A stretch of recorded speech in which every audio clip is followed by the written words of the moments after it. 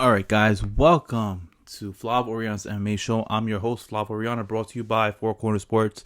All right, guys, so we ended up having UFC Vegas 32, and was headlined by the return of TJ Dillashaw versus Cory Sandhagen. And I gotta say, guys, what a fight card overall, from top to bottom. All right, from the opening fight, which was Diana Belbita versus Hannah Golding. Hannah Golding must be like the most ripped strawweight that I've ever seen. I mean, if there's any that come to mind, I can't remember off the top of my head, but Hannah Golding is ripped. She's like, looked like she was like carved by like a Greek god. I'm not sure if she's Greek or anything like that, but I'm just saying, whew, that was a phenomenal fight. That was the opening fight. We also had Mickey Gall versus Jordan Williams. Who would have seen Mickey Gall knock out Jordan Williams? Well, he knocked him down. I don't know if that was a right hook or an elbow, but obviously Mickey Gall always goes to his bread and butter. I mean, if you have a bread and butter type of move, you go to it. And his rear naked choke, I mean, deadly. I mean, you know, he ended up forcing Jordan Williams to tap out.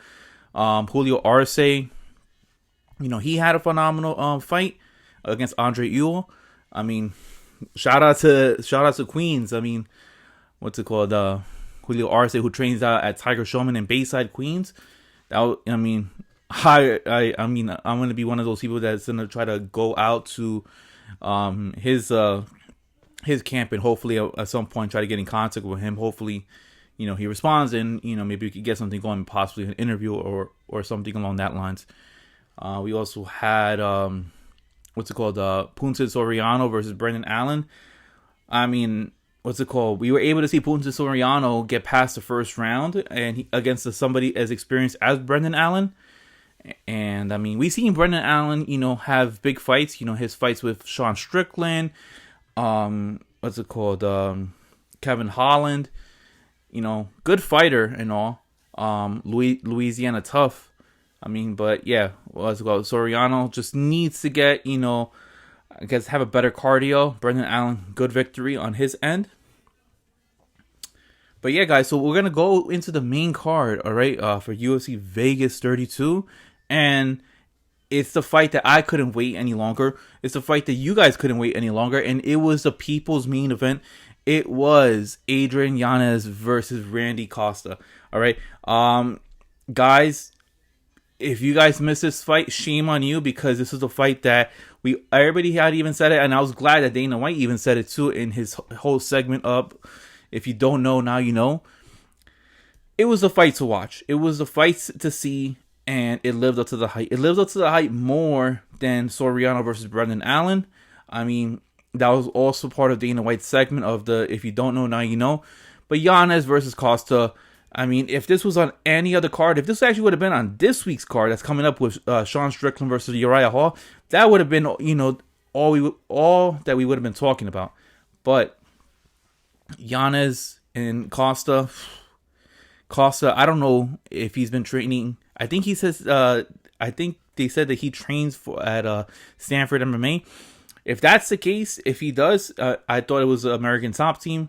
I could be wrong, but if that's the case, if he trains out in Stanford MMA and he has that jab, it's not a surprise, because he had a jab similar to Kamaru Usman. Not saying that Kamaru Usman, you know, developed everything from Stanford MMA, because he's training out with Trevor Whitman. But what a phenomenal jab that Randy Costa was throwing at Adrian Yanez. I mean, you were able to see Yanez's head snap back multiple times. And in my head, I'm like, move your head, Yanez, move your head. Move it left and right. I mean, but he was moving his head. But Costa has such a phenomenal jab. And it was very beautiful to see that his boxing, you know, skills displayed right in front of our own very eyes. Yanez, was getting eaten up by that jab, and it was Costa throwing the jab and then hiding it with a leg kick. I mean, he was throwing so many different variations of leg kicks, and the timing was very hard for Yanez to pick up, because it was kind of like what Dominic Cruz had said, it was more of like a change-up type of leg kick. The speeds, the angles, they were all not the same. It's not just like a regular leg kick where it's gonna hit you dead straight on. It's like, it's gonna hit you here, it's gonna hit you here. You can't really assume where it's gonna be at. But Yanez did a phenomenal job for what it was worth. I mean, it was an onslaught for about 2 to 3 minutes that he was taking in from Randy Costa. But Randy Costa is a phenomenal fighter. I mean, let's not get it twisted. I mean, this guy possibly, I mean, his body frame, he could make it to 125. And if he makes it to 125, whoa. I mean, we got a real player at our hands. But the fact that he's doing this at 135, it just shows how great of a fighter Randy Costa is. And the ceiling is through the roof for this guy.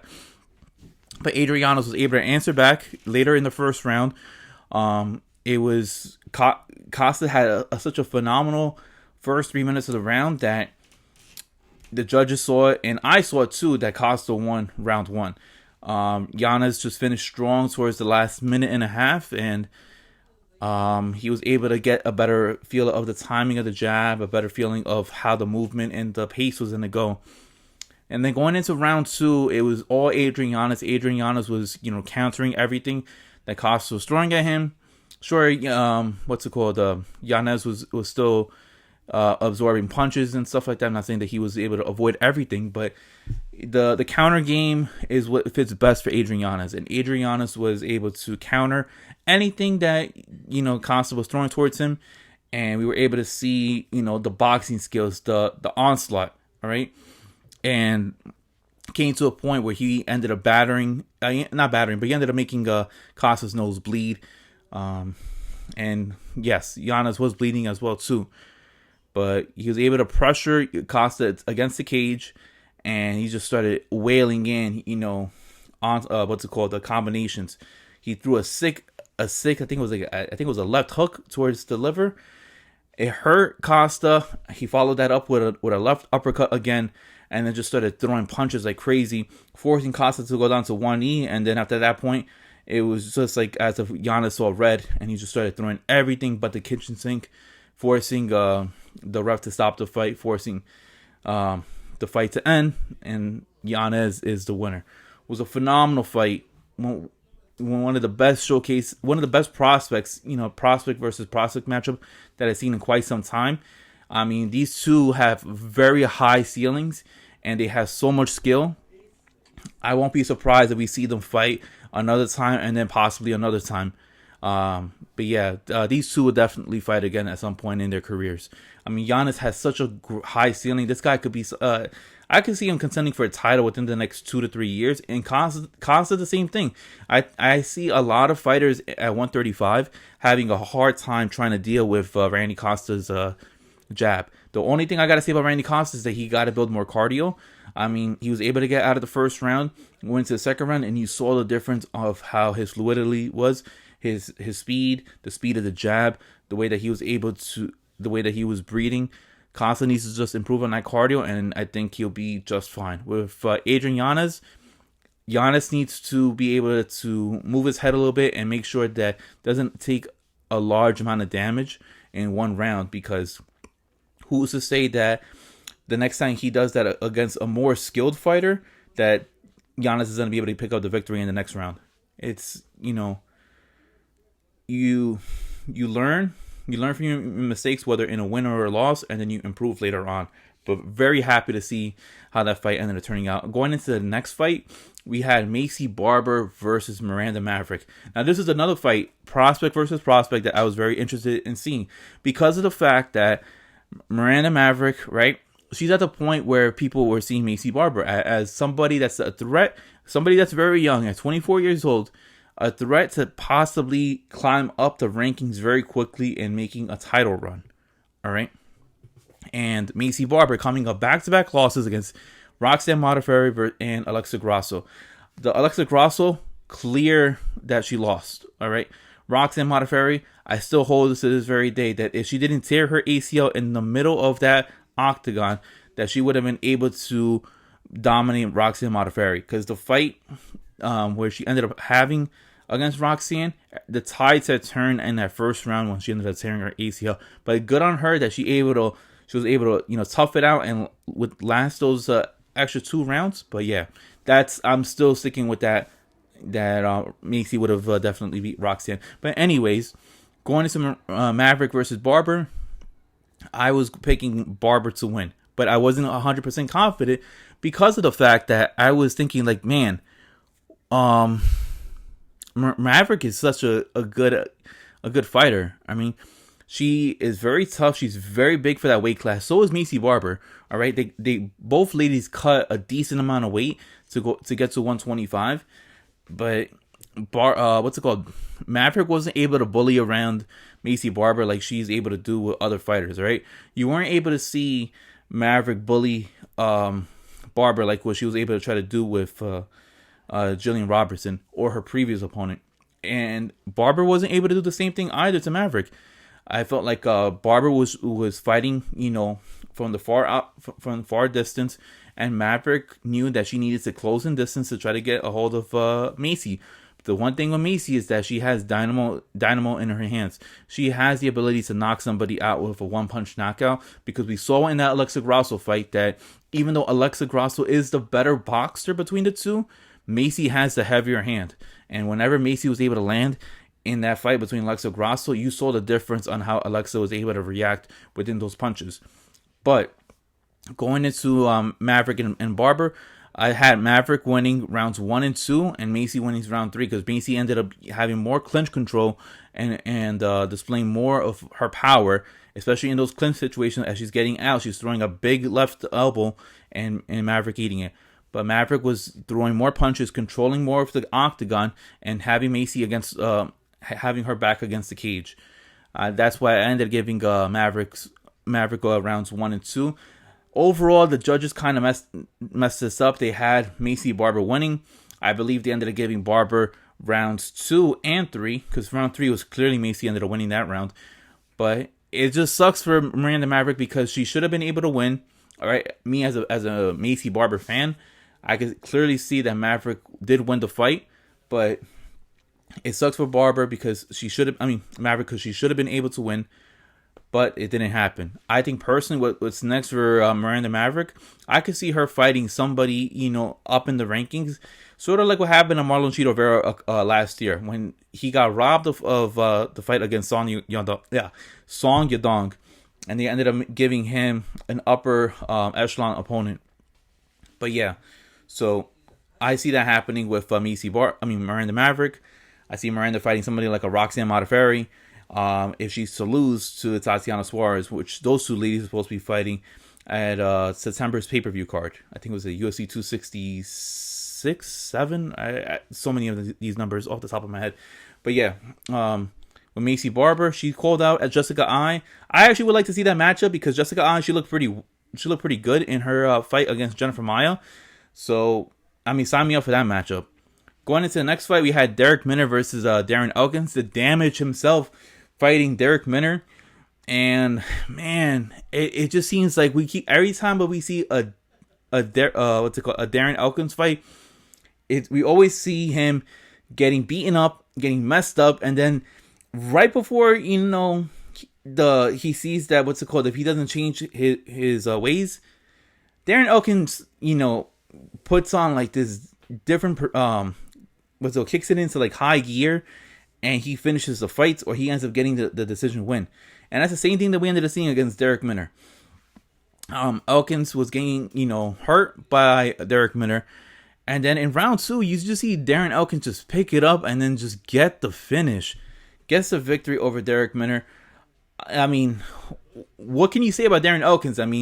You just can't bet against the guy. You can't bet against the guy. And the guy that I personally want to see Darren Elkins fight, I'm surprised they haven't fought yet, but I would love to see him fight Cub Swanson. That's just a fight that I personally want to see. That would be a high-level mixed martial arts fight, and sign me up for that, because I will be all in to see the Damage versus Cub Swanson. All right.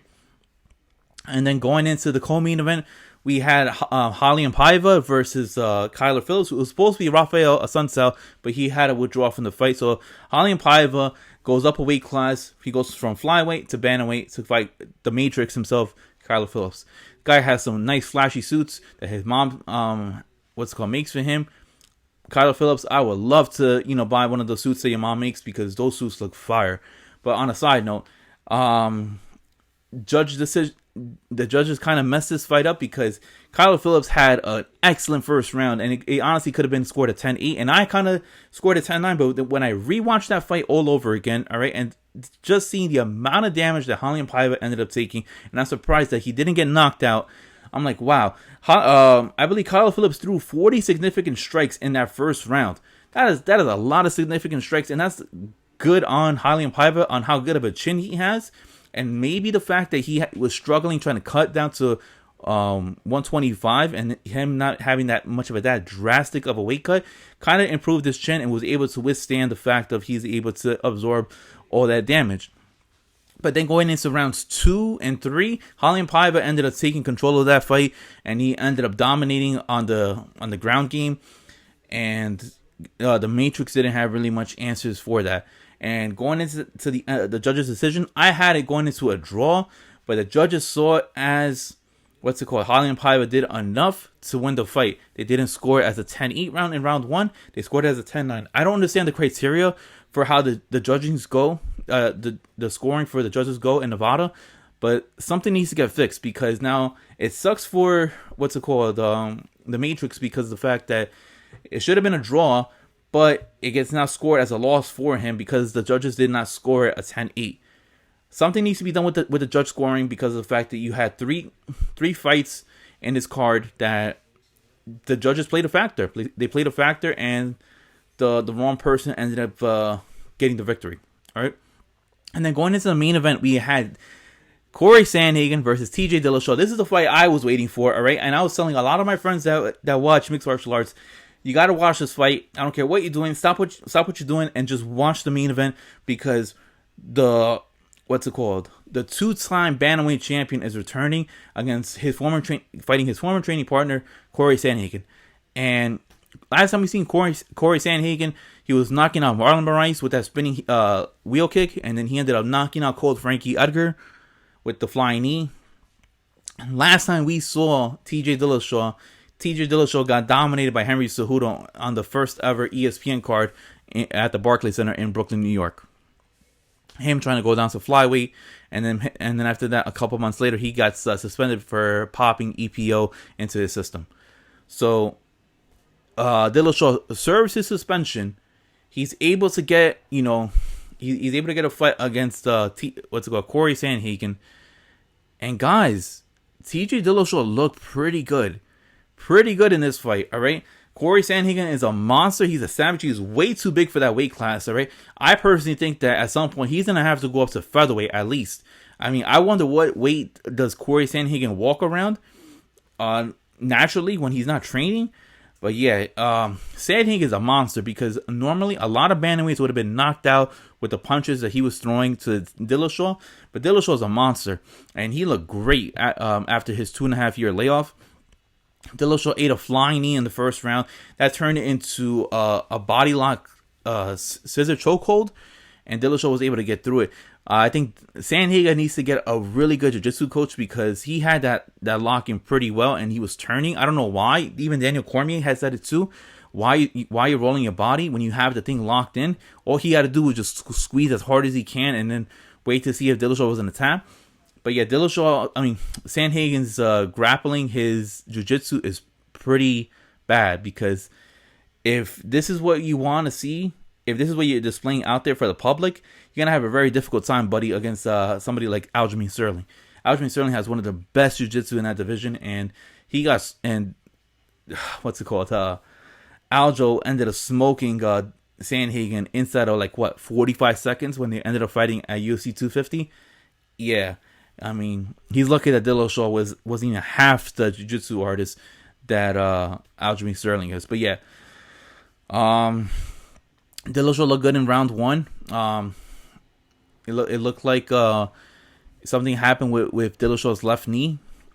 Sandhagen had somewhat of a heel hook. I don't even know if it was more like a complete heel hook, but he was holding onto the leg, and Dillashaw was trying to get out, and he felt something pop. After that, Dillashaw's range, his motion was kind of compromised. Sandhagen ended up winning round 2 emphatically. And then round 3, I gave it to Dillashaw. Dillashaw had more clinch control. He had more control, of the back. He was able to, land better shots. Round four was, round four, what's it called? I gave it to Cory Sandhagen. It was a very close round, but I gave it to Cory Sandhagen because he was able to land more significant shots. But yeah, getting back to round two was a nasty gash. Right around here, the whole skin area was opened up and blood was just spewing down. That's one thing I missed out putting in round two. And round five, I had it going 2-2 in the fifth and final round. And Sandhagen had to have to really, up the antes to try to get a victory because Dillashaw, he's comfortable. He's been in 5-round fights before. Sandhagen has never been in the fourth and fifth round. But we were able to see, how Dillashaw was able to do within a 2.5 year layoff. And Dillashaw was able to do enough and get the victory. Now, Sandhagen was very pissed off that he ended up losing the fight. Overall, I had Sandhagen, winning this fight. But, it wasn't a robbery. It was a very close fight. And it was one of those things where it's like the judges scored it for Dillashaw, and I was okay with that. I kind of wanted Dillashaw to win because now we got to see what happens with the injuries with that Dillashaw ended up getting. The gash on his eye, the pop knee that he said. I really want to see, how long is he going to be out for, if it's going to be anything significant or not. But Dillashaw wants to fight for the title. I think the winner of Aljo versus Peter Yan, because they're fighting on October 30th, I think the winner of that should definitely be able to fight TJ Dillashaw. And I spoke to MMA Fighting's own Alex K. Lee. I said that Cory Sandhagen, give him a step back a little bit, all right? Give him a step back. Let him fight somebody like Jose Aldo. Not saying that's a huge step back, but think about it. Aldo's older, and he's going to fight Pedro Munoz next month. If Aldo wins, you make him fight Cory Sandhagen.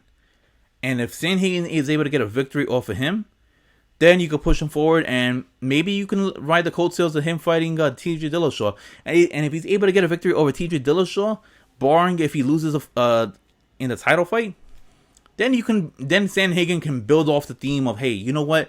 I'm the legend killer. He could build off the theme of Cory Sandhagen, copying Randy Orton in the legend killer theme.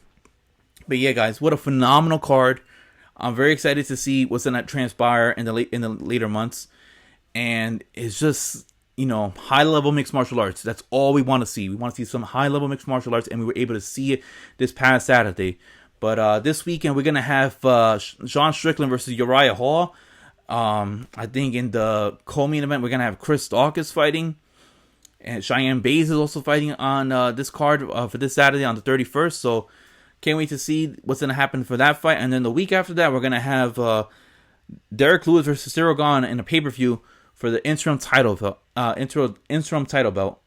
the heavyweight division. So then, guys, I'll see you guys later. This is Flavo Rihanna, and thank you for tuning in. Please hit the like and subscribe button, and I'll see you guys next time. Peace, guys. Have a good one.